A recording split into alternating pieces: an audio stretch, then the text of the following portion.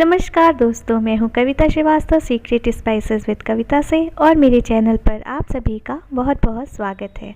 तो दोस्तों, कैसे हैं आप सब, ये बताने के लिए जल्दी से मेरे कमेंट बॉक्स में जय माता दी लिख दीजिए। माता रानी आप सभी की सारी मनोकामनाएं पूर्ण करें।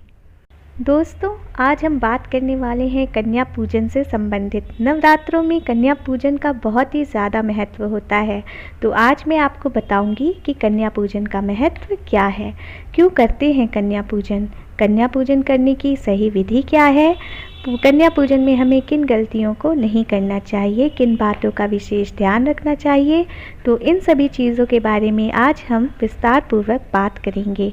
तो मेरा आपसे रिक्वेस्ट है कि इस वीडियो को आप लास्ट तक देखें, क्योंकि मैं इसमें आपसे सारी छोटी छोटी बातें बताऊंगी। तो चलिए शुरू करते हैं। अगर इससे पहले आपने अभी तक मेरे चैनल को सब्सक्राइब नहीं किया है तो सब्सक्राइब कर लीजिए। वीडियो अच्छा लगता है तो लाइक कर दीजिए और फैमिली और दोस्तों के साथ शेयर कर दीजिए। तो चलिए शुरू करते हैं। दोस्तों, नवरात्र पर्व में कन्या पूजन का बहुत ही ज़्यादा महत्व होता है। 9 कन्याओं को 9 देवियों के प्रतिबिंब के रूप में पूजा जाता है और भक्तगण अष्टमी या नवमी को कन्याओं का पूजन करते हैं। अपने सामर्थ्य के अनुसार उन्हें भोग और दक्षिणा देते हैं और इससे उन्हें माँ दुर्गा की प्रसन्नता प्राप्त होती है। वैसे तो कई लोग सप्तमी से कन्या पूजन शुरू कर देते हैं, लेकिन जो लोग पूरे 9 दिनों का व्रत रखते हैं तिथि के अनुसार, वो नवमी और दशमी को कन्या पूजन करने के बाद प्रसाद ग्रहण करें और अपना व्रत खोलें। शास्त्रों के अनुसार कन्या पूजन के लिए अष्टमी के दिन को सर्वश्रेष्ठ माना गया है। मान्यता है कि माँ दुर्गा ओम जप और दान से उतनी प्रसन्न नहीं होती जितनी कन्या पूजन से होती हैं। कन्या पूजन से सभी तरह के वास्तु दोष, विघ्न, भय और शत्रुओं का नाश होता है। दोस्तों, कन्या पूजन के बारे में कहा जाता है कि देवी पुराण में लिखा है कि इंद्र ने एक बार ब्रह्मा जी से देवी दुर्गा को प्रसन्न करने की विधि पूछी, तो ब्रह्मा जी ने माँ दुर्गा को प्रसन्न करने की सर्वोत्तम विधि कन्या पूजन को बताया और कहा, माँ दुर्गा जब ध्यान पूजन और हवन से उतनी प्रसन्न नहीं होती जितनी पूजन की कन्या पूजन से होती हैं। दोस्तों, हमें सिर्फ नवरात्रि के समय ही कन्याओं का पूजन नहीं करना चाहिए, बल्कि हमें अपने जीवन पर्यंत इस व्रत को धारण करना चाहिए कि हर कन्या का हमें सत्कार और आदर करना चाहिए। दोस्तों, अब जान लेते हैं कि कन्या पूजन की सही विधि क्या है। आप अष्टमी या नवमी जिस भी दिन अपने पारिवारिक परंपरा के अनुसार कन्या पूजन करते हैं, उसके एक दिन पहले आप कन्याओं को अपने घर पर भोज और भोजन के लिए आमंत्रित कराएं। कन्या पूजन वाले दिन इधर उधर से कन्याओं को पकड़ के लाना सही नहीं होता है। जब कन्याएं आपके घर पर पधारें तो गृह प्रवेश पर कन्याओं का पूरे परिवार के साथ पुष्प वर्षा के साथ स्वागत करें। नव दुर्गा के सभी 9 नामों का जयकारा लगाएं। इन कन्याओं के आपके घर में पधारने के बाद पूरी श्रद्धा से कन्याओं के हाथ और पैरों को धुलाएं। धोने के बाद उनके पैर छुएं और उनसे आशीष लें। उसके बाद आप कन्याओं को आसन दीजिए, स्वच्छ स्थान पर विराजमान कराइए। आपके मन में बिल्कुल ऐसे भाव होने चाहिए जैसे माँ दुर्गा छोटी कन्याओं के स्वरूप में आपके घर में पधारी हैं।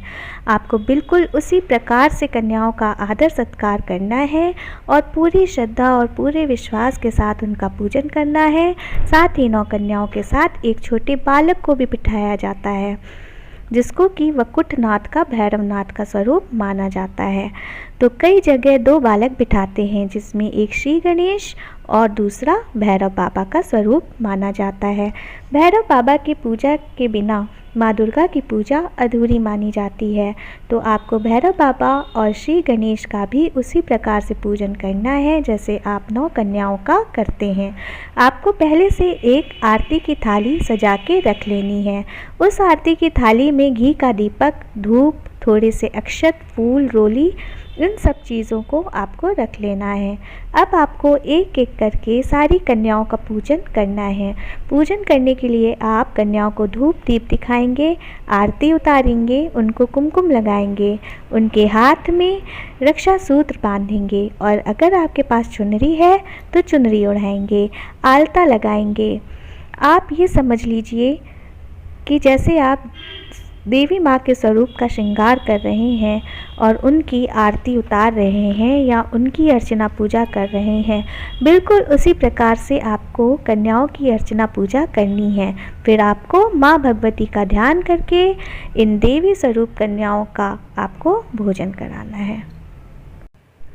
भोजन में लोग पूरी बनाते हैं, हलवा बनाते हैं, कुछ भी मीठा खीर बनाते हैं, दही जलेबी बनाते हैं, सब्जी में काले चने की सब्ज़ी बनाते हैं, आलू की सब्ज़ी बनाते हैं। सारा खाना शुद्धता पूर्वक पका होना चाहिए, सेंधा नमक में पका होना चाहिए।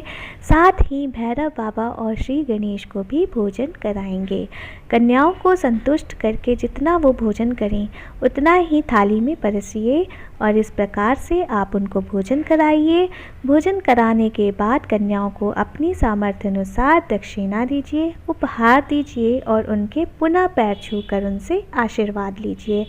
कन्याओं से आग्रह कीजिए कि वो अपनी थाली में जिसमें उन्होंने भोजन किया है एक पूड़ी या कुछ भी मीठा वो प्रसाद रूप में छोड़ दें, जो आप खुद ग्रहण करिए और अपने परिवार के सभी सदस्यों को प्रसाद रूप में खिलाइए। ये माँ का साक्षात प्रसाद होता है। कन्याओं की आयु 2 वर्ष के ऊपर तथा 10 वर्ष तक होनी चाहिए। 2 वर्ष की कन्या के पूजन से दुख और दरिद्रता माँ दूर करती हैं। 3 वर्ष की कन्या त्रिमूर्ति के रूप में मानी जाती हैं। त्रिमूर्ति कन्या के पूजन से धन धान्य आता है और परिवार में सुख समृद्धि आती है।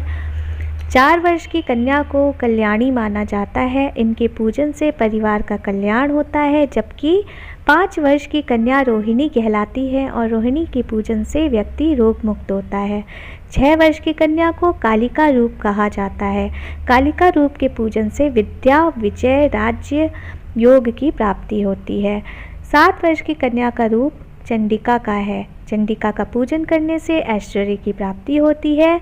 8 वर्ष की कन्या शांभवी कही जाती है और इनका पूजन करने से वाद विवाद में विजय की प्राप्ति होती है।